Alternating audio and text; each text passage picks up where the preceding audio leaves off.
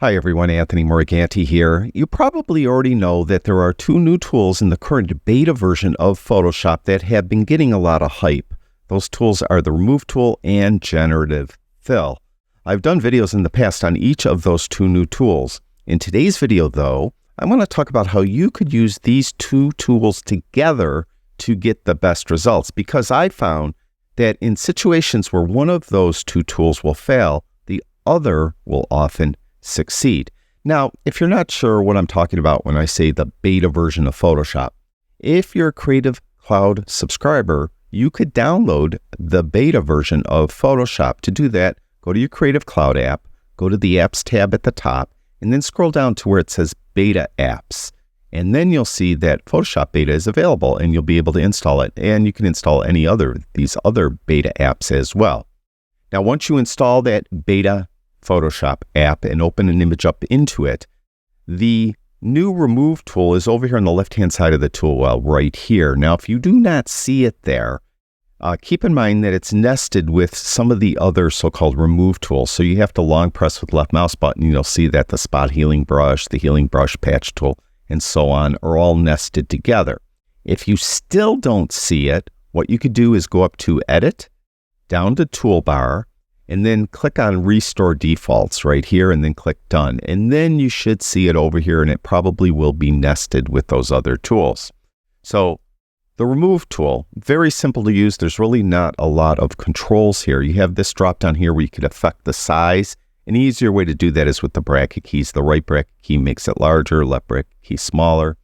Then if you're using a tablet, you have some pressure options for that tablet. If you have more than one layer, you have to tell it to sample all layers if you're removing something that's on a lower layer.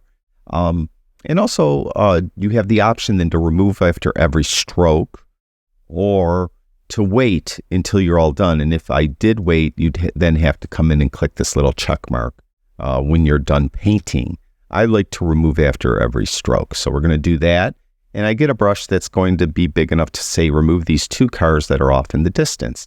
What I found is don't go too far out around it. It seems to just go a little bit outside of, in this case, this one car, a little bit outside of that car in the distance. Make sure you get the shadow.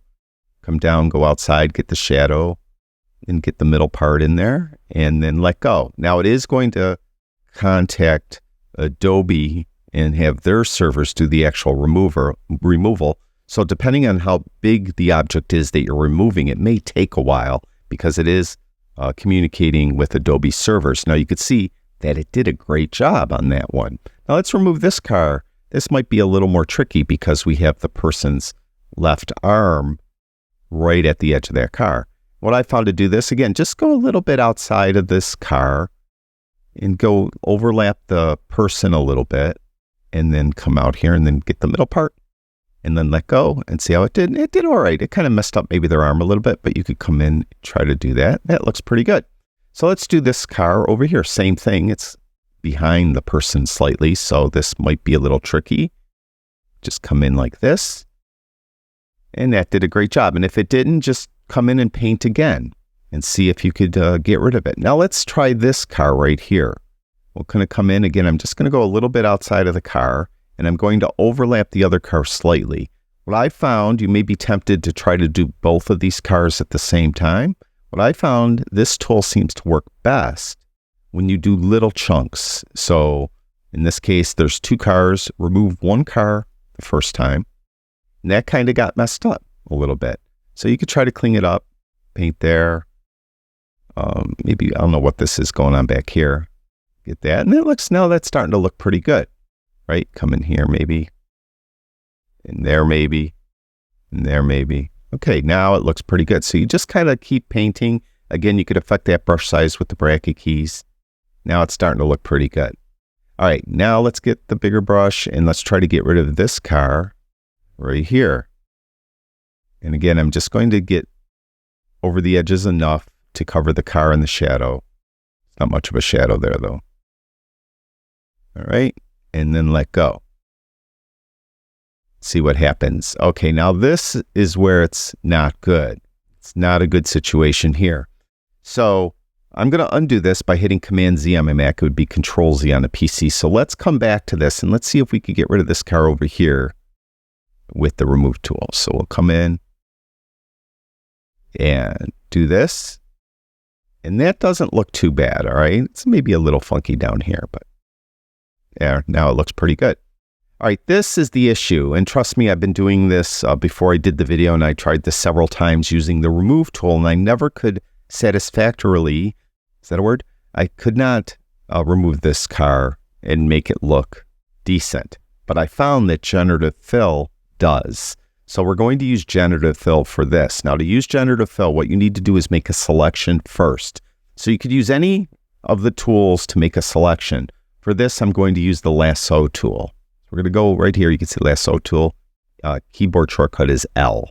Then I'm going to come in and like this, I found you go outside of it a little bit, maybe a little bit more than you would have gone outside when you were painting with the remove tool, but still not so far that you're going to be replacing a big chunk of the image.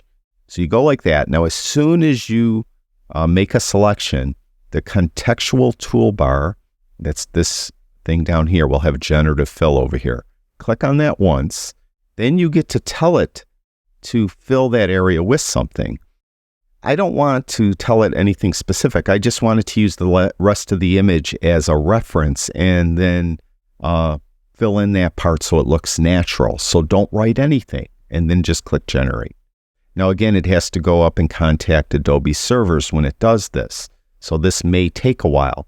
And those of you not familiar with the tool at all, this is your first time seeing it, it's going to give us 3 examples. So if the first one doesn't look that good, and this maybe doesn't look that great, you could try a different one. That one may be a little better, but that one doesn't look bad at all.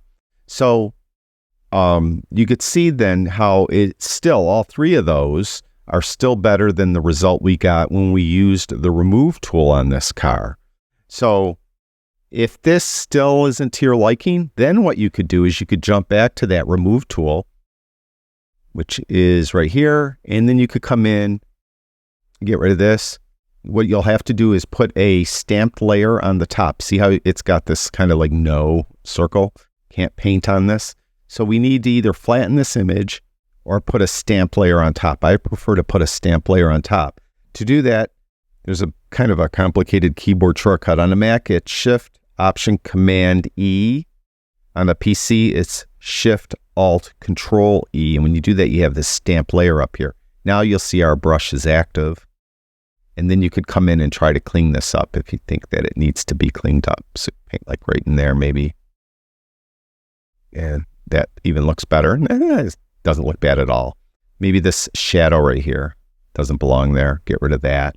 So you could come in and now tidy it up. But you could see how it, at first glance, it looks fine using those 2 tools in conjunction with one another. So my recommendation then is that if you are using these tools, don't just think you have to use one exclusively when you're doing something. You could use one. I was removing cars, and you would think, well, you're going to remove cars. I could just use the one tool and remove all the cars. Well, it just didn't work on this one car. So use Generative Fill for that car and the remove tool for everything else, and then use the remove tool to clean things up to make it look more natural. So that's it for this video. Thank you, everyone who watches my videos. I really do appreciate it. Talk to you guys soon.